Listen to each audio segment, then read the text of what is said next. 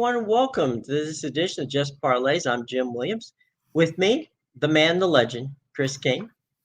And Christopher, interesting stuff. You look at the AP college basketball poll, and we're looking at a poll that shows Duke and nobody else from the ACC. It's a big surprise to me. There's a lot of good mid-majors in there as well. Anything from your standpoint on theory-wise, what's going on with the ACC? I mean, the idea or the theory of the case used to be that the ACC, okay, they weren't a great football, conference, but boy, were they a basketball conference. Looks like right now they're neither. Yeah, well, like we said, we were talking in the pre-show there. Florida State, they've lost 3 in a row before that. They beat Boston U, not Boston College, Boston U in overtime by 1 at home. So I don't know what's going on with Leonard Hamilton's team. You have to think he'll turn it around. North Carolina, they've played better of late. They've won 4 in a row. They blew out Michigan earlier in that stretch. So I imagine they'll be pushing their way into the rankings if they can continue that run of success. Obviously, it's a change of pace there with Hubert Davis taking over for Roy Williams as head coach. I mean, you got to think that there's a lot of continuity in Chapel Hill when you had Dean Smith for what seemed like, 800 years before, and then you had Roy Williams for an extended period. Hopefully, Hubert Davis can stick around and not bail out. But Pitt is horrible. I mean, let's be honest. Syracuse, you don't know what to expect from them on a day-to-day basis. I mean, they give up 100 to Colgate. They beat Florida State. They come back. They lose to Georgetown. I mean, they can't figure out what they want to be from one game to the next. And then you got a lot of teams that are just the middle-of-the-road teams. Wake Forest still trying to find their way under Steve Forbes. Obviously, he inherited a rough situation when the Demon Deacons got rid of Danny Manning. Right. And, I mean, there's just a lot of mediocrity. Even Tony Bennett struggled. That pack line defense, teams are finding ways around it, and they don't have the offense at Virginia to hang in with a lot of teams right now. And that's something that he's got to try to figure out as well. Absolutely. And, we see the likes of Gonzaga. Of course, we've said that they're not really a mid-major. They're a power team now. But, there's Xavier, there's Villanova. We've had 4 totally different first-place teams in the last 4 weeks. Baylor is Baylor with Chip and Joanna Gaines sitting courtside this weekend. Won and moved into the top spot in the AP rankings. But we were joking in the pre-show that this is kind of like a NASCAR race. You do not want to be in first place until the last week or so of the season when the tournament starts, when the seedings begin, because it doesn't seem that anybody wants to hold that spot very long. Well, I mean, if anybody's going to hold the spot for a little while, it's going to be Baylor. I mean, we just saw them completely stifle Villanova over the weekend, limiting the Wildcats to 36 points. I mean, when you hold a Jay Wright team to 36 points, you're doing something right on that end. And obviously, Scott Drew has done a great job with that organization since coming over there. The question is, go ahead. The question is, playing in the Big 12 outside of Kansas, who do they really have to worry about? I mean, Oklahoma, we've seen them go up and down. Oklahoma State struggled yesterday, and we told you to take Cleveland State with the points, and Cleveland State nearly beat them outright in Stillwater. And you're talking about a team for the Horizon League. Right. And they only lost by 2 points. Right. And they were underdogs by 13. So. Right. So it's been a wild and crazy year, which leads us to where we are going next, which is we got 4 games on the slate that, Chris, that you wanted to pick tonight. Let's take a look at the hardwood in the NCAA. Where are we going first, my friend? Well, I mean, we're going to go to the Windy City there. We've got DePaul and an inner-city battle as they travel to face UIC. We talked about DePaul Friday afternoon during the show as they went to Louisville. We told you to take the Blue Demons +8, and they beat Louisville outright 62-55 at the KFC Yum Center as an 8-point underdog to improve to 8-1. DePaul's only loss this year, a 4-point loss to Loyola of Chicago, who we've talked about before is no pushover either. We just saw them beat Vanderbilt on the road last week. UIC is just 3-6 this year overall, and they're 1-2 at home. DePaul has been very good offensively, and that's something that they've had issues with in recent years. They're 21st in scoring offense at 82.7 points a game. They're good on the glass at 42.4 boards a night, which is 17th in the country. Meanwhile, UIC is 256th in offensive efficiency, 263rd in offensive rebounding percentage, and they are horrible at the free throw line. If by some fluke UIC has a lead late, you can expect them to blow it because they can't put it away at the stripe. They are 348th in the nation in free throw shooting at 61.9%. DePaul is 4-0-1 against the spread in their last 5 overall. They are 3-0-1 in their last 4 after a straight-up win. They are 5-1 in their last 6 as a favorite. Meanwhile, UIC just 2-6 in their last 8 against teams with a winning record. They're 1-4 in their last 5 overall, and they are 1-4 in their last 5 at home against teams with a winning road record.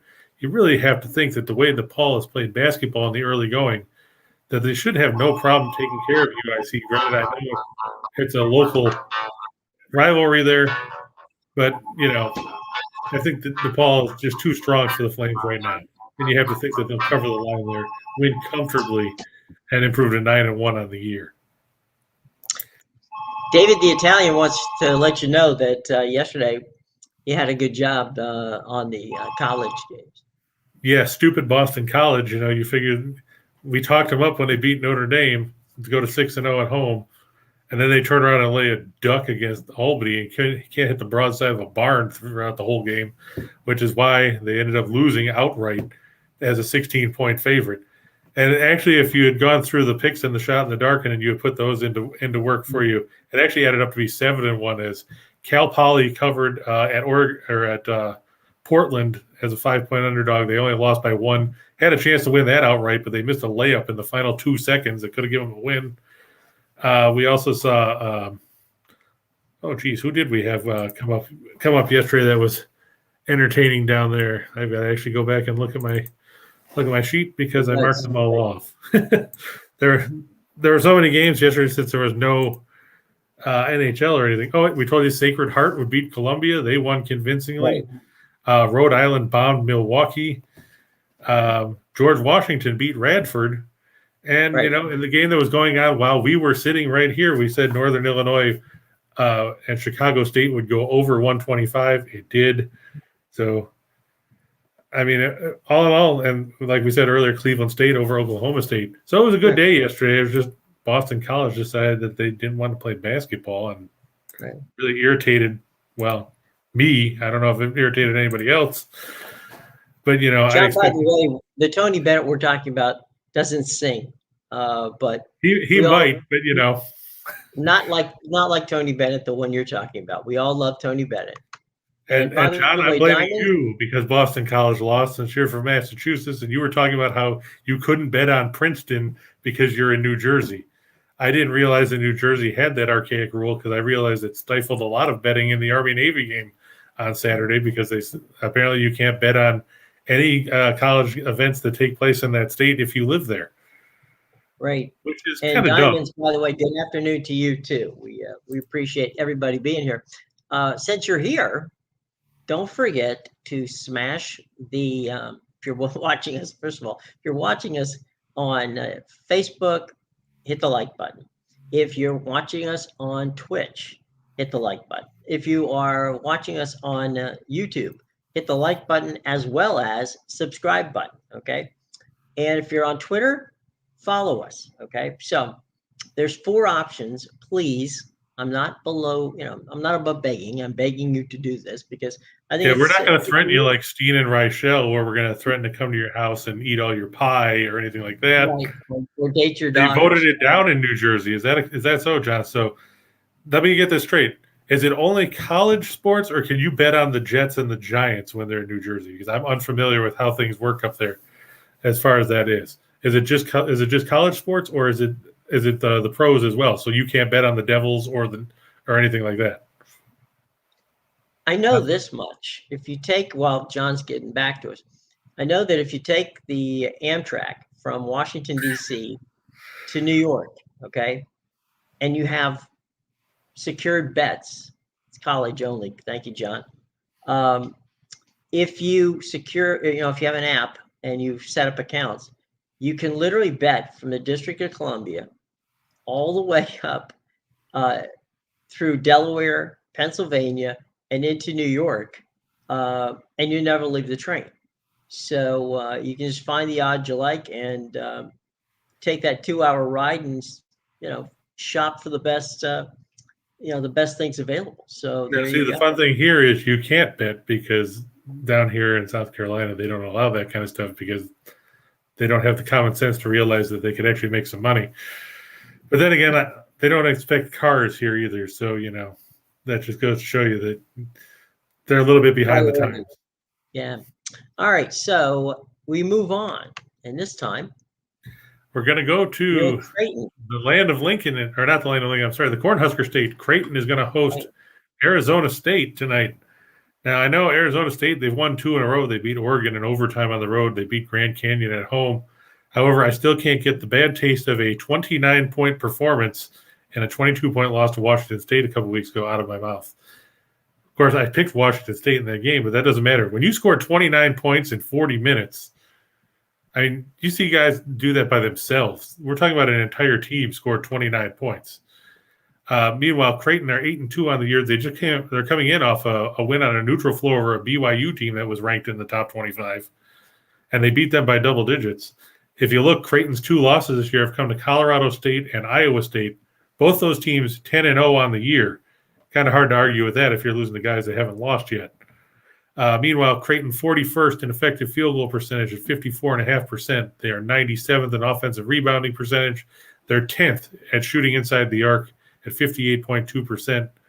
I mean, obviously they don't need guys like Mitch Ballack and Marcus Zagorowski like we saw in previous years bombing away from the perimeter. If you can shoot 58% from 2-point range, puts a lot of pressure on teams anyway.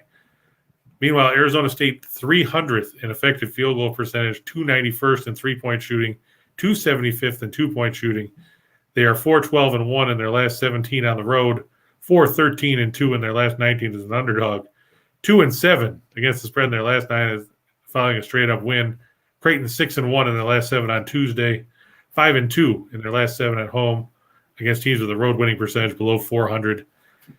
Part of me wants to feel bad for Bobby Hurley because this isn't the team that he had a couple of years ago. But part of me thinks this is Bobby Hurley's comeuppance for leaving the University of Buffalo to go to Tempe in the first place and taking a couple of the guys that helped UB get to the tournament back then. Of course, everybody will say, well, wasn't his comeuppance when UB beat the crap out of them in the tournament a couple of years ago? No, this is just a continuation of it. It's Bobby Hurley's karmic comeuppance tour, and it's going to continue as they don't win tonight. Creighton wins that one comfortably to improve to 9-2 on the year. Arizona State, I mean, when you shoot that poorly, you're not going to be in very many games. They were fortunate to get by Grand Canyon and Oregon in their last 2. That's not going to happen here. Well, mention Colorado State, right? And that falls into our category of teams to keep a lookout for. They're actually a ranked team. They're 22nd in the AP poll. So, and Nico Medved, Colorado State is not a bad team. Yeah, Nico Medved's done a great job. I saw him down here at Furman before he took the job out there in Fort Collins, and he's really done a great job there cultivating an actual team that has a deep rotation, that has guys that know their roles and can step up. That's not something that you can see at a lot of these bigger schools where everybody wants to shine in the spotlight. He's got a lot of guys that do the dirty work, and it's paid off. Like I said, 10-0, you can't argue with a record like that. Nope. And, we talk about, by the way, just for those of you who, like Chris, are every Monday, you're wondering where's my college basketball. After the NFL regular season finishes, which means there'll be no more Monday night football, then comes the Big East Monday night, which will be on Fox, and the Big Ten Monday night, which will be on ESPN. So there'll be big Mondays, but you have to wait till January to get it. So we got 2 more basketball games to go, and here we go. Yep, and we're going to go to Bluff City. We were there last night when we talked about the Grizzlies beating the 76ers. Wow, right, he gave a massacre. I can't figure out how Memphis was an underdog in that one, but in this one, we've got Alabama coming to town. Nate Oates has done a great job with the Crimson Tide since another coach that left the University of Buffalo for greener pastures and more money. But he's done a good job down there. They're 8-1 this year. Their lone loss was a loss to Iona, which was the first time a MAC team, that's the Metro Atlantic, beat a top 10 team in the rankings. That happened on Thanksgiving. But since then, Alabama's bounced back. They beat Gonzaga on the road. They beat Houston at home over the weekend. Those are a couple of heavyweights that they just knocked off, so they've got some momentum. Meanwhile, Memphis is 5-4, but they started 5-0. They've dropped 4 in a row. They lost by 2 at home to Murray State on Friday. Don't get me wrong, Murray State's a good team in the Ohio Valley, but this isn't the John Morant Racers team that we saw a couple of seasons ago. Meanwhile, Memphis, they're 351st in turnover percentages. They turn the ball over on 25% of their possessions, which offsets the fact that they're good on the offensive glass and they get to the free throw line a lot. They're second in the nation by getting 4.459 free throws per field goal attempt. So you think every 2 times they shoot a field goal, they're getting to the line at least once. That's a pretty good percentage when you get right down to it. Alabama is 8th in offensive efficiency. They're 22nd in effective field goal percentage, and they're 9th shooting inside the arc. Alabama 4-1 in their last 5 after an ATS loss. They are 8-2 in their last 2 on Tuesday. They're 5-2 in their last 7 against teams with a winning record. Like we said, Memphis has dropped 4 straight, and they haven't looked the same since that 5-0 start. You look at who they beat in those games. I mean, you're not looking at necessarily powerhouses they beat. The best win was probably over either St. Louis or Virginia Tech on a neutral floor. But since then, they lost to Iowa State, who we said is unbeaten.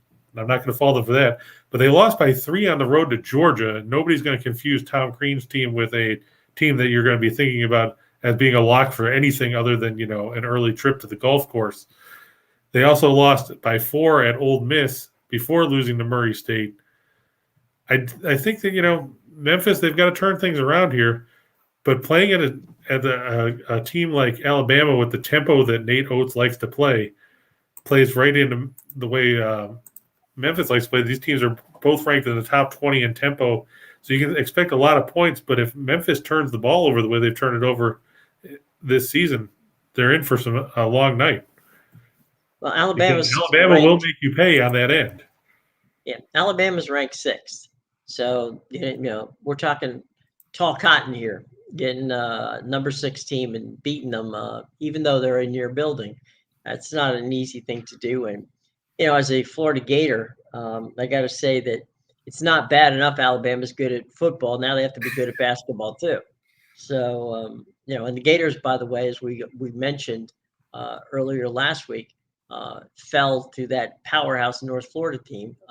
So they're out of the top 25 this week. So and let's not forget that awesome showing. Let's not forget that awesome showing against Texas Southern when they were favored by 23 points against a team that was 0-7. I know they double forgot figures. it. Yeah, I know they forgot it. Clearly. Well, Mike White has to hope he forgot it. Maybe he can get he can go into total recall and get his mind wiped or something. Right. Get it totally wiped off the board. Okay, we've gone 3. Let's go 4. Our 4th one, our 4th college basketball game today. Boy, John, you're really hyped up about IUPUI. I was just looking. John's hyped up about IUPUI because he knows they're an under machine because they can't score to save their lives. Chicago State not much better. If you want, John, we'll cover that game on Thursday just for you, and we'll talk about how who knows? Maybe they won't even set the under at triple digits. You never know with the way Vegas can be with some of those books. After seeing the way we've seen IUPUI, IUPUI suck all season. But how accommodating is that? I mean, you're willing to do requests now. John wants you to do that game. And, let's just take 1 second to take a look at how exciting this is. According to Ken Palm, he expects the game to be 62-59. If either one of those teams score that many points, it would be cause for celebration because IUPUI's high point total of the year is 61, and that came against Spalding. And we're not talking about the shoe company. We're talking about a school in the middle of nowhere that nobody's ever heard of. Meanwhile, the high water point for Chicago State, they did score 77 against St. Thomas in their season opener. Other than that, they had 71 against Illinois State Saturday. But they lost to Northern Illinois yesterday, 70-59. That game did go over the total though, because they totaled 129 against a number of 125. But just to look at some brief numbers on that. Offensive efficiency, Chicago State 355th of 358 teams, IUPUI 356th. IUPUI is dead last in the nation by turning it over on 29.2% of their possessions. Problem is, can Chicago State score enough points off turnovers to push it anywhere?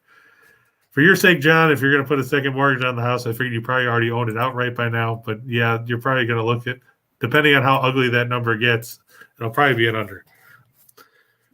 But we'll make sure we cover that for you more in detail on Thursday once I get some more of a chance to look at the numbers. However, we'll talk about this one here. Yeah, UC Davis. Yeah, UC Davis. They're going on the road to face Oregon State. No, they're on the road. They're in Corvallis at the Gill Coliseum. Oh, okay. The Aggies 4-3 for Coach Jim Les. They've won 2 straight. Meanwhile, Oregon State, it's hard to believe this was an Elite 8 team a year ago. They have lost their last 8 games after beating Portland State to open the year, so they are 1-8. They're 1-3 at home, including a loss to Samford. Now, I can't say a whole lot good about UC Davis either. They lost to a school called Academy of Art by 19 points at home earlier this season. Good luck if you can find that one on a map. But Oregon State, there's high expectations for Wayne Tinkle's team this season. Obviously, you go to the Elite 8, you brought back a good chunk of the guys. You don't have Ethan Thompson anymore, but still, you still got Jared Lucas and everything. But this team has gone right down the dumpster.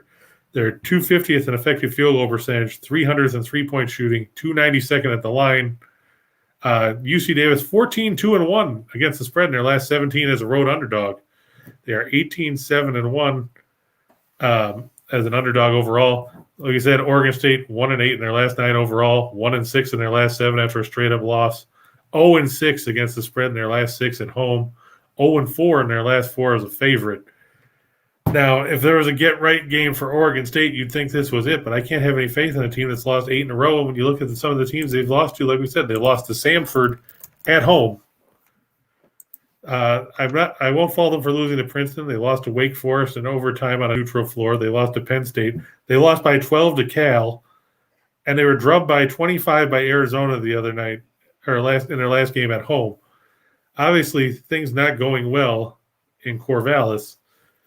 Meanwhile, Jim Les, he's trying to prove that less is more with UC Davis. I like him with the points here. I mean, I'm not saying they're going to go into Corvallis and walk out with an upset win, but hey, you never know. Look at some of the games we saw yesterday. Yeah, for sure, especially that Cleveland State game. Exactly. So, hey, it's possible. And as the old saying goes, they both are on scholarship. And for those of you wondering where UC Davis is, it's about 11 miles west of Sacramento and about 70 miles north of San Francisco. So that is your geography lesson for the day. Should you it's in the middle of nowhere. A little bit. Yeah, a little bit. It's out there, not too far from where the Ponderosa was when Bonanza was. Dating myself here, but yeah. So Lauren Green knows where it is. Well, the late Lauren Green does know where it is. So anyway, so we had 4 college games. Now, last night, as you may recall, we gave you the information on a game, but we said before we gave it to you, didn't play in the NHL. Well, tonight. Well, I simmed that game out. Calgary won, so technically I was a winner. There you go. Exactly. Now, just to show you that we are a forgiving lot, we're going back to the ice, and this time there will be games, and not just 1, but 3 of them. Here we go. 4, actually. 4 even. Okay, let's do 4. All right. Well, I like Vancouver at home, minus 146 over Columbus. Vancouver, like we said, they've won 4 in a row under Bruce Boudreau. They've only allowed 5 goals combined in that stretch. Meanwhile, Columbus is 2-5-1 in their last 8 after they edged Seattle in overtime 5-4. And even in that game, Columbus was ahead 4-1 after 2 periods and ended up going to overtime as they let Seattle score 3 times in the third. Columbus just 24th in goals against at 3.27. They are second to worst in the league in shots allowed at 34.2. You have to think that favors Vancouver because they're due for some offensive positive regression. Columbus 11-27 in their last 38 after a win. Like we said, they're 2-5-1 or 2-6, considering you can lump the OT losses in. In their last 8, they are 1-4 in their last 5 on Tuesday. Meanwhile, Vancouver 4-0 in their last 4, 5-0 in their last 5 on one-day arrest. They've won 4 straight at home. Can't remember the last time that's happened in British Columbia. Maybe the BC Lions did it. I was going to say, it was Canadian Football League. And they are 4-0 in their last 4 after scoring 2 goals or less in their previous game. I mean, Jim, you know Boudreaux better than most. What is going on where Vancouver? What's he done with Vancouver that Travis Green couldn't do before he got, as Dick Vitale would say, got the ziggy? Yeah, the thing that Bruce does is he's a very good communicator, which is important. He challenges the players, but he's not a ball buster. I mean, he's a guy who comes in. He's a very upbeat guy. He's hard not to like. And some of his speeches, his pre-game speeches and the period break speeches, you can Google them.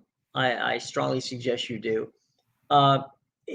Bruce in another life would have been Yogi Berra. Okay, he has that kind of, logic that doesn't necessarily make logic at the time, but the players like him. The players tend to play for him because it's from his standpoint. It's always, come on, guys, you can do better. Come on, prove. Show. I know. I believe in you. I believe in you. I believe in you. You need to. So he's a very positive guy. Now, the downside to that is that that only works if you're winning. It's tough if you go on a 2 or 3 or 4 game binge and lose. It's a little harder to believe that we're good. But I think that more than anything, Chris, in this particular case, the change was a philosophy versus necessarily knowledge. It wasn't that the guy replaced was not a good tactician about hockey. He was. Bruce, on the other hand, you're bringing in, if you want a new voice and a different voice in the locker room, then you got Bruce. And Bruce, by the way, the interesting thing with Bruce is he's good for maybe 2 or 3 years at a place. And then after that, it's just, they've heard every rah-rah speech he can give. And he's not a bad tactician. He's very good about working with the other coaches. So again, Bruce wins pretty much every place he goes. But there is a shelf life on Bruce. And Nathan, you're not the only one that was screwed over by the Warriors last night.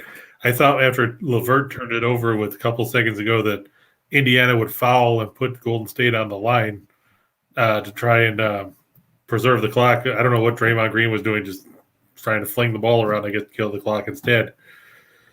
But I look for them to bounce back tonight against the Knicks, but we'll get to that in a little bit.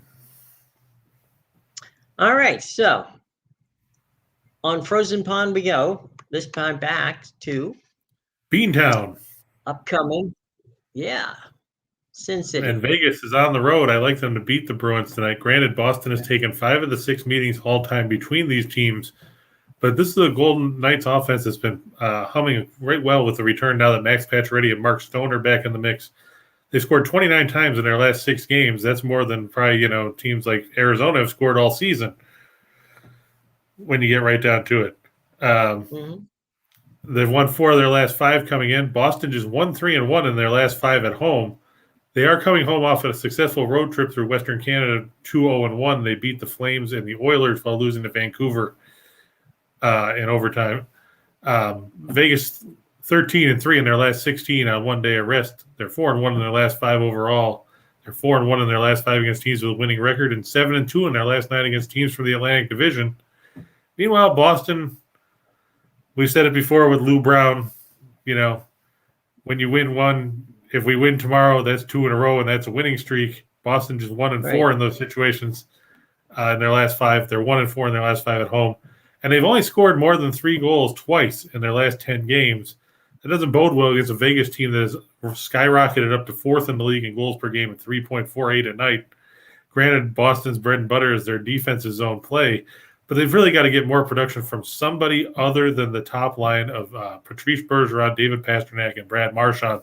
Somebody else, some other line has to step up and contribute, because right now the Bruins are just floating around trying to hang around in a wild card spot, because the top three teams in the Atlantic Division, Toronto, Tampa Bay, and Florida, have created some distance between them and everybody else.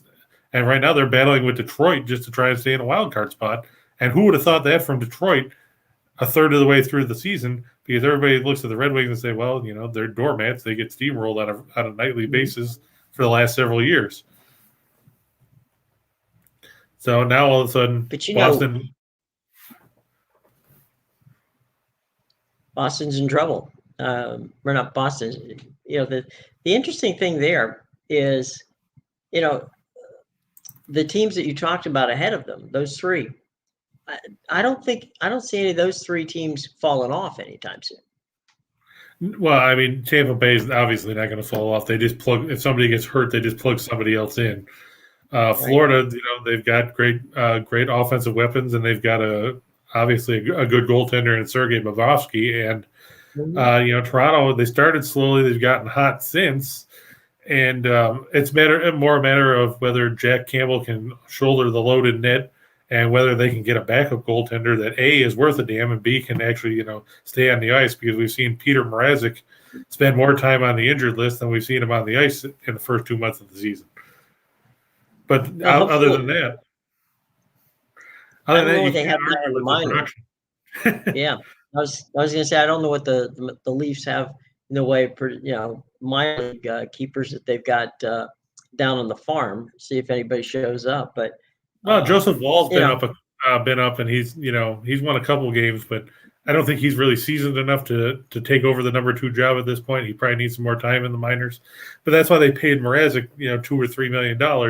But he's been hurt twice, and he's spent more time on the injured list than anything else. It's a good job if you can get it. The other thing too is, I think personally that the league is always better when Toronto or Montreal or both are contending teams. Yeah, that's true. I mean, obviously the league thrives the most when any of the original 6 teams are contenders, because you're talking about pretty big markets.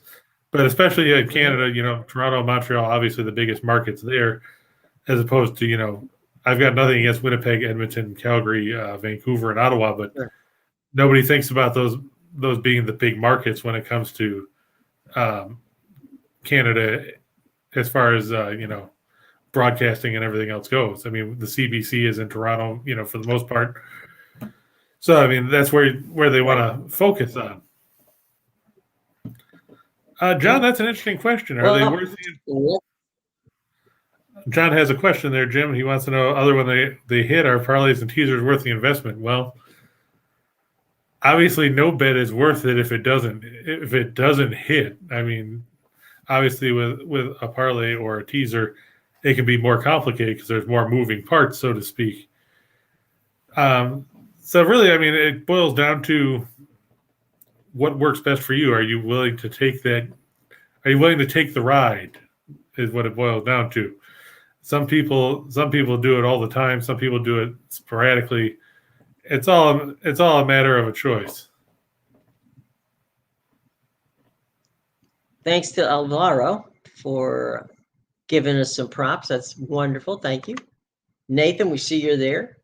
Mario, Elliot, Bama and Creighton aren't playing each other. Creighton has Arizona State. Bama has Memphis. Or are you asking out of the two? Because if you're asking out of the two games there, I would probably lean towards Creighton just because, Memphis could always turn it back on. St. Francis playing Hartford. I feel bad for Hartford because, they've been a decent team, and now all of a sudden they're going to reclass back down to Division III. This is going to be their last year in the American East Conference. I feel bad for John Gallagher. He's done a pretty good job with the program. That said, they've struggled this year. Their lone win is over the other St. Francis. They beat St. Francis of New York last week. But they're just 1-8 on the year. St. Francis are not a whole lot better at 3-5, but they've managed to beat a couple of teams, and they hung in against Cornell. They hung in against Ohio. They lost to American by 10. Okay. It's going to be a tight game, especially playing in Hartford. But I think that the Red Flash can pull it out there, just because I think Hartford's a bit disheartened with the fact that they signed up to be a Division I team, and now all of a sudden, the university pulled the rug out from under them. I feel it's disappointing because, they've had some success. I mean, nobody's going to sit here and tell you they're a contender for, winning or making a Final Four run or anything else, but they haven't embarrassed themselves necessarily either. Yeah. So, I mean, I feel bad for them, but yeah, I think that St. Francis will end up winning that game. It'll be a tight one. Mm-hmm. Elliot wants to know about he meant both as a parlay, not. Well. Yeah, I mean, you can go that route. I mean, the tough part, like I said, it's going to be a gut check game. It's going to be a gut check game, really, for Penny Hardaway's team. You lose 4 in a row. You lost to Georgia. You lost to Ole Miss. Even though you're at home, we've seen them stumble there, too. Like I said, they lost to Murray State. I think that it's a fairly good parlay because Marquette is going to face, like we said, they're facing an Arizona State team that is not good, and that's just being generous.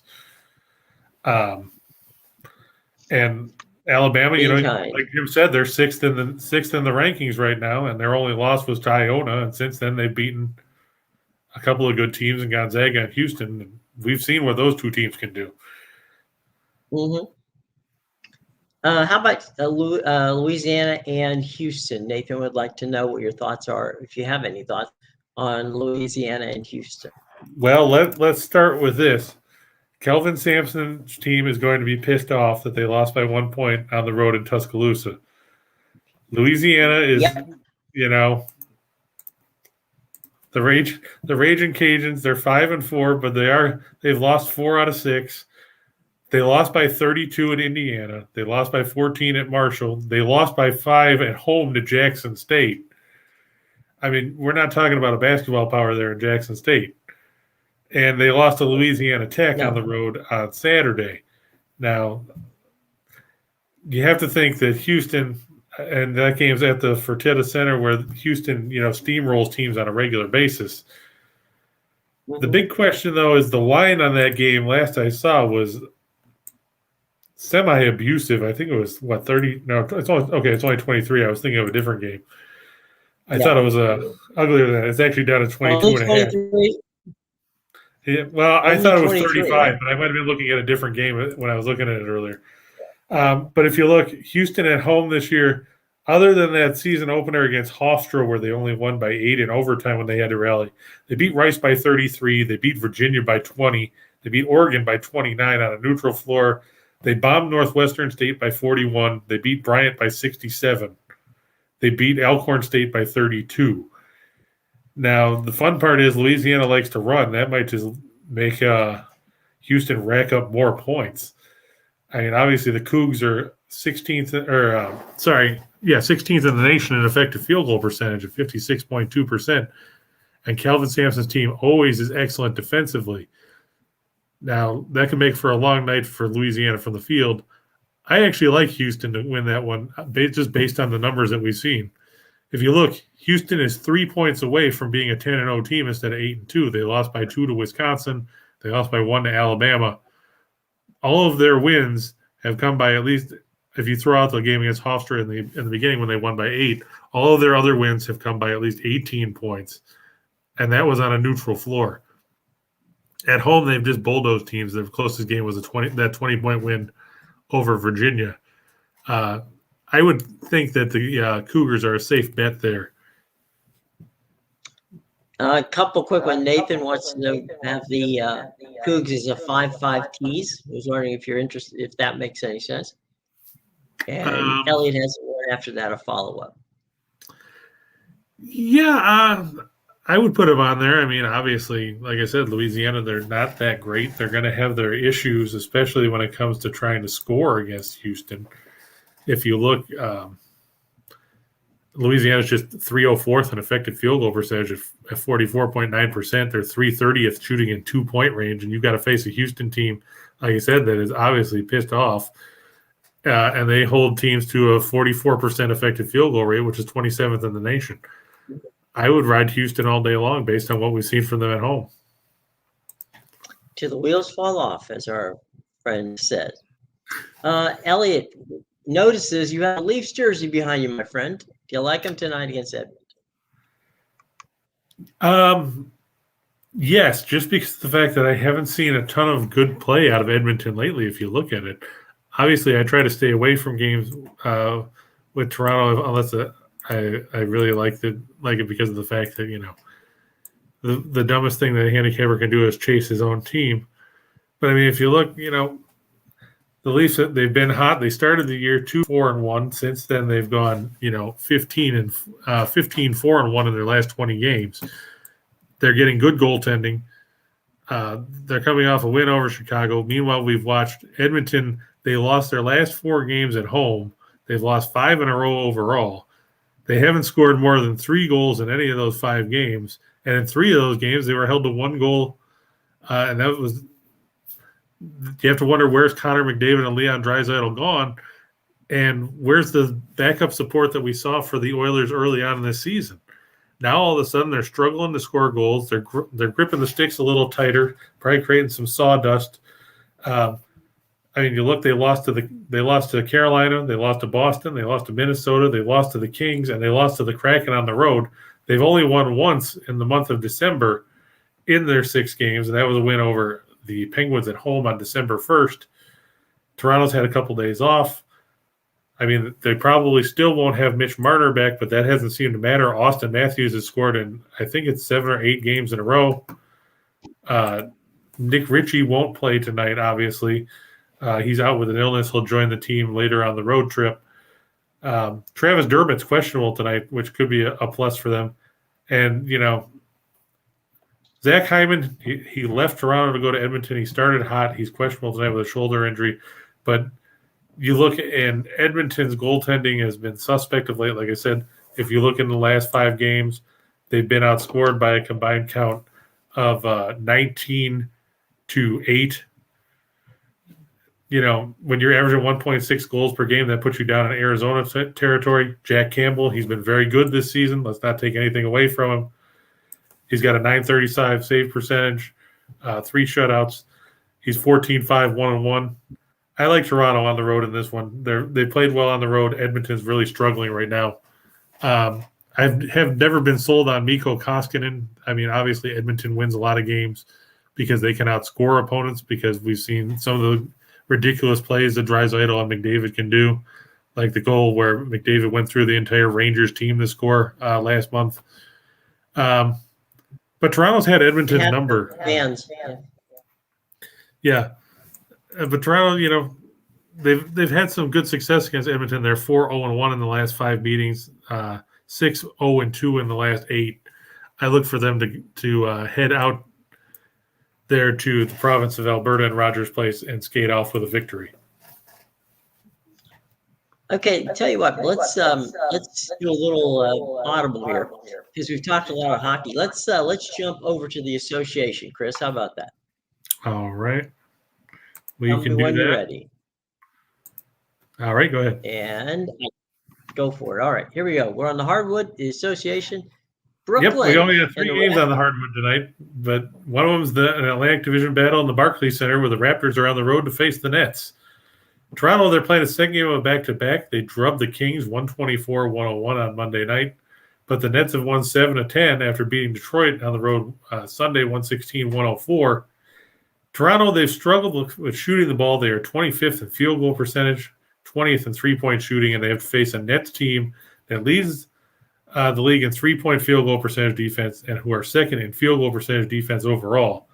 Toronto just 1-11 against the spread in their last 12 after a straight-up win by double figures. They are 1-6 in their last 7 on Tuesday. They are 1-4 in their last 5 on the road against teams with a home winning percentage greater than 600. Brooklyn 19-8 in their last 27 against teams with a losing straight-up record. And the Nets have won the last 2 meetings, ironically both by the same score of 116-103. That includes a road win on November 7th in the first meeting this season when they were favored by 3.5. Toronto still without Goran Dragic, among others. They're going to be tired. This is their second game of back-to-back, like I said. Brooklyn is rested. How do you still have to stop Kevin Durant and James Harden? It's a tough task when you're healthy and when you're rested. It's going to be even tougher for the Raptors going on the road in this one. Mm-hmm. All right, let's move on. I also want to, well, real quick, I want to touch on something Roland asked here. He said he bet on a three-team parlay there with Alabama, Golden State, and the over with the Wild and Minnesota. I mean, the tough part in that one, if you're looking at the most problematic leg of that, would probably be the Wild Hurricanes going over the number. Because if you look, Carolina has gone 16-8-3 with the under this season. Minnesota, they've gone over in 18 of their 28 games. But, I mean, Carolina, they still lead the league in goals against and in shot attempts allowed, while they're second in penalty killing. So that would probably be the toughest part. Carolina's also seen the under go 3-0-1 in their last 4, 5-0-2 in their last 7 on Tuesday. I mean, the one plus that you've got going for you there is when these two teams meet, for some reason they score a lot. I mean, the overs hit in the last 7 matchups. And I guess it's going to boil down to what we see out of Cam Talbot and Frederick Anderson. Will Anderson regress to some of those lousy games we've seen him play at times, or will he play the kind of hockey we've seen him play for long stretches this season? And Talbot, can Minnesota bounce back from what happened to us on Sunday against Vegas when they lost 6-4? The first 2 legs, I think, are solid. The third one, based on recent performance between those two teams, with all the overs that they've put up, you're probably on good ground. But if I had to pick the shakiest leg of the 3, it would be that one. Okay. Thanks a lot. Let's move on to our next NBA game, and it is okay. The next one we got on the board is coming up. Golden State. I know we just talked about them, but they're going on the road to face the Knicks. I know Steve Kerr joked that he was going to rest Steph Curry at Madison Square Garden. I don't think you're going to see that happen. No. But the Warriors, they come in off a 102-100 win on the road over the Pacers. They rallied. They scored the final 7 points in that game after trailing 100-95 with 133 to go. The Warriors 8-3 on the road this season. They outscored their opponents by 5.4 points a game in those games. They're 2-1 in the second game of back-to-backs on the year. Meanwhile, the Knicks have dropped 3 in a row and 6 of 7. Tom Thibodeau's team, they've struggled on both ends of the floor. Like Elliot just said, the Warriors lead the league in scoring defense. They've won 8 of the last 10 between these teams. They're 7-2 in their last 9 on the road against teams with a home winning percentage below 400. The Knicks 0-6 against the spread in their last 6 at home against teams with a winning road record. They're 0-4 in their last 4 as a home underdog. 0-4 against the spread in their last 4 at home, period. On the bright side, you won't have to worry about ESPN cutting in on anything else that you're watching probably after tonight, because I would imagine Steph Curry will knock down the 3 he needs to pass Ray Allen. But as it stands, the Knicks... Well, they're on TNT. Oh, well, there you go. So you won't even have to worry about it anyway if you're watching. I don't even know what ESPN's got on tonight. Yeah. Probably, Tiddlywinks or something. But the Warriors should win that one comfortably and send the Knicks further into a tailspin. It's gotten to the point now where Knicks fans are throwing Julius Randle under the bus.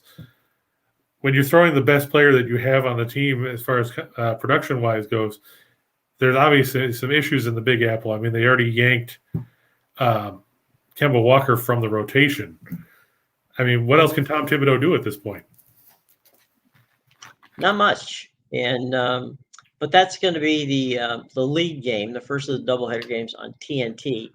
And coming up next is, I believe, the second game, the back half of that doubleheader. Here we go. As we go, is it Phoenix coming up next year, Chris? Yep, Phoenix, Portland. All right, well, that's the back end of the doubleheader on TNT tonight. And David, we all want Curry to get the record, so it's over. Jim and I have talked about this at previous pre-shows where we talked about Had Larry Bird or any of those guys that played in the 80s played in today's era, one has to wonder how many three-pointers they would hit, because back then nobody took them. Right. But yeah, there's been way too much media hype about that. They just need to put the storyline to bed and move on. With this one up in the Rose City, Phoenix is only favored by 1.5 over Portland. Probably because the Suns stunk last night. When I said they would beat the Clippers, they decided to forget to show up. They lost 111-95. They were without Devin Booker and DeAndre Ayton. Ayton is questionable again. He's missed the last 2 games with an illness. Booker out. Meanwhile, Portland still without C.J. McCollum with that collapsed lung. They did get Damian Lillard back Sunday against Minnesota, but it didn't matter. They still lost 116-111 to the Timberwolves. Portland has lost 5 in a row. They have lost 8 of their last 9. Phoenix 9-3 in their last 12 after allowing 100 points or more. They are 12-5 in their last 17 on Tuesday. Portland just 1-9 against the spread in their last 10 as an underdog, and 1-5 in their last 6 when their opponent gives up 100 points or more. More importantly is that bottom stat where Portland is 0-4 against the spread in their last 4 at home. Now, they started the year strong on their own floor when we were talking about, hey, Portland's 10-1 at home. So, they play well at home. They play terrible on the road. Well, they played terrible, and it hasn't mattered where they are. I mean, obviously injuries have taken a toll, but not even Lillard being back can carry the Trailblazers in this one, especially with it being such a narrow margin. I know missing Booker hurts for the Suns, but you get right down to it, you don't win 20 out of 22 games by accident. But you can lose 9 out of 10 in a hurry, which Portland has found out. I like Phoenix to take that one and get back in the win column. I did watch Phoenix play last night, and they were sloppy, but, the bottom line with good teams, and you know this, Chris, it doesn't really matter what sport it is. If you can win and win ugly, it doesn't matter. It counts the same. You look in the score sheet and says, it's a win, okay? And nobody really worries about that. But no, they played sloppy. I don't expect they're going to play sloppy 2 nights in a row. Yeah, I mean, you want to talk about teams that win ugly, look at the bad boy Pistons, or the Pistons when Ben Wallace led them to the title. Yeah. It's those are the kind of things that happen. It's they don't go for style points. They just go for points. And Phoenix is a good basketball team, so we'll see how that plays out. But it's hard to believe that they won't come up on top. Now, speaking of coming up on top, the next 3 things that Chris is going to delve into are things you need to pay attention to. Not that you weren't paying attention before, but once we're off, this is over, okay, in a few minutes, come back and rewind and go to it, because you're going to want to take notes on 2 for the money, 4 for the show, and go crazy. So, folks, without any further ado, we're moving for 2 for the show. Right, and like I said, I like Florida. Well, we didn't actually talk about that one, but I like the Panthers at home over the Ottawa Senators. Ottawa, they did shut out Tampa Bay the other day, but they're playing this game in Sunrise right down the road there from Miami. And the Panthers have been very good on home ice this season, posting a healthy record of, what have they lost? Twice there this year. I mean, obviously Ottawa, not a great road team. Ottawa 3-7-1 on the road. Florida 14-1 at home. They score a ton on home ice. When you get right down to it, they're averaging, let's see, it was a ridiculous number, 4.40 goals per game on home ice. Ottawa gives up 3.82 on the road.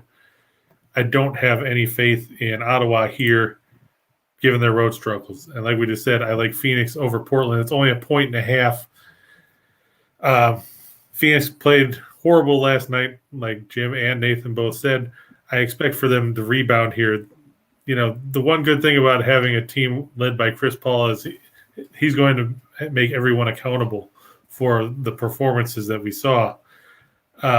Portland, they've struggled. I mean, they have Lillard now, but they don't have McCollum. They need both those guys in order to be a successful team. And without one or the other or both, they've been horrible. Then, like I said at the top of the show, I like Creighton -7 over Arizona State. The Sun Devils don't score. Creighton's 2 losses are to 2 teams that are 10-0 on the year. The Blue Jays are playing well. I expect them to win that one comfortably. And Pittsburgh over Montreal. And the other one, if you look, Tristan Jerry in his last 10 starts, 7-1-1 with a 1.10 goals against and a 960 save percentage with 3 shutouts.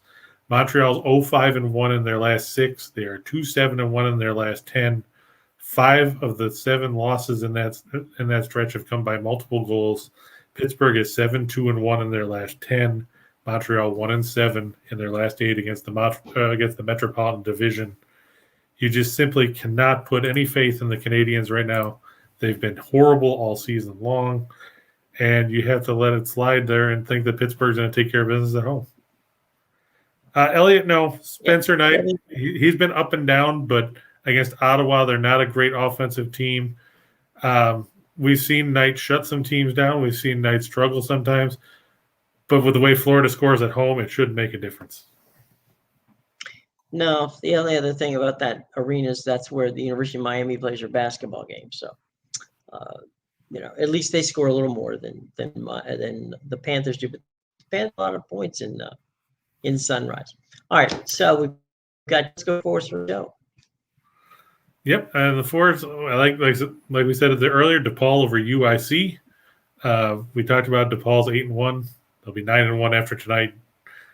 Obviously, they're not intimidated by anybody. Golden State by 4 over the Knicks. The Knicks have really tumbled of late. You have to wonder what Tom Thibodeau can do to try and change things around. Vegas on the road over Boston. I like the way the Golden Knights have been playing offensively of late. And I like Vancouver over Columbus. Columbus has just hit a wall all of a sudden. They don't have Patrick Lane. Vancouver, all of a sudden they decided to play good hockey under Boudreau, and you have to hope he can keep it going at least one more game. Yep. All right. And Elliot, I know Montreal beat Pittsburgh last time 6-3, but the saying goes, the sun shines on a dog's ass some days. Jake Allen's still 5-14-2 on the year. I don't have any faith in the Canadiens, especially with the way they played lately. And that's not just saying that because of the Maple Leafs jersey behind me and I hate Montreal. I hate Buffalo too, but I've picked them to win once in a while. I don't have any faith in the Canadiens tonight. The other thing is that Pittsburgh hasn't been getting this kind of goaltending since Marc-Andre Fleury in his prime. So that's true. That's really kind of the tale of two cities there. So we're about to give you the Chinese menu.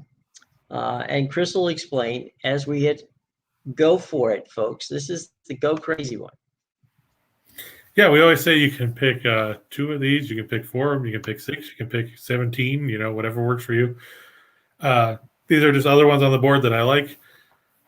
Top one is interesting because, everybody talks about Monmouth as 10-0 against the spread this season. But if you look, this is only the second time in 4 years that Yale has been an underdog at home, and they won that other game handily outright. Monmouth is overvalued at this point. You have to think that Yale will win at home and deal the Hawks a loss. Like we said, UC Davis +6 over Oregon State. The Beavers have lost 8 in a row. They can't score. They've lost to Samford. I don't think I have to say a whole lot else about it. Like we said, Alabama over Memphis. Obviously, the Crimson Tide flying high after beating Gonzaga and Houston in back-to-back games. That's a pretty heady marking there. You got UC Santa Barbara -2.5 over Pacific. Now, everybody's like, well, we're on talking about the Gauchos again. We've got to talk about hats. UC Santa Barbara, they're not as bad as their 5-3 record says. I mean, and Pacific, they're not as good as people might think. Sure, they've won a few games, but I've also gone against Pacific before, and they, accommodated me by losing to, among other teams, UC Davis and UTEP. That's right, they lost to UTEP at home.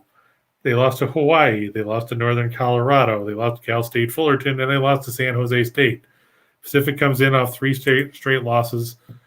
Joe Pasternak's boys, they're mad after getting stomped by St. Mary's the other day on the road. But I expect them to bounce back emphatically in this one and take care of business against the Tigers. Elsewhere, Mississippi State minus 9.5 over Georgia State. I like Rob Lanier. He's a great guy. I met him back when he was still a student at St. Bonaventure. His dad obviously played there in the 70s and is an NBA Hall of Famer, Bob Lanier. But I don't like them when they're on the road against the Bulldogs. Mississippi State, very good on the glass. And they're playing in Starkville. Finally, I like North Carolina minus 10 over Furman. Furman has played some good basketball. I'm not going to take that away from him. But Hubert Davis has suddenly got his team playing well. They beat UNC Asheville by 19. They beat Michigan by 21. They beat Georgia Tech by 17. They beat Elon by 17 in their last 4 games, bouncing back from those 2 losses to Purdue and Tennessee on neutral floors. While Furman is 7-3, and I'm quite familiar with them being down here in the South Carolina area, they had to go to double overtime to beat High Point. They had to go overtime to beat Charleston. They had to go overtime to beat Louisville earlier this year, and they went overtime and a loss to Belmont. 4 of their 10 games have gone to overtime. They've lost. They also lost to Winthrop, and they lost at home to Navy. I have to think that North Carolina playing in Chapel Hill will get the upper hand on the Paladins in that one. On the ice, the Rangers and the Avalanche, I like to go over 6. These teams met just last week, and the Avalanche rolled to a 7-3 victory at Madison Square Garden. Both these teams have played well of late. Colorado scoring goals by the truckload, but they also let them in by the truckload as their goaltending has been suspect. I like the Stars over the Blues, mainly because this game is in Dallas. If this game was in St. Louis, it'd be a different story, but that's for another show because these teams are playing a home-and-home set. However, this game is in Dallas. The Stars play very well on home ice. They shut teams down. I look for the Stars to prevail. I like the Sharks on the road or at home over Seattle. The Kraken have struggled on the road. James Reimer has been very good for San Jose and net. And I look for the Raptors and Nets to go over 216.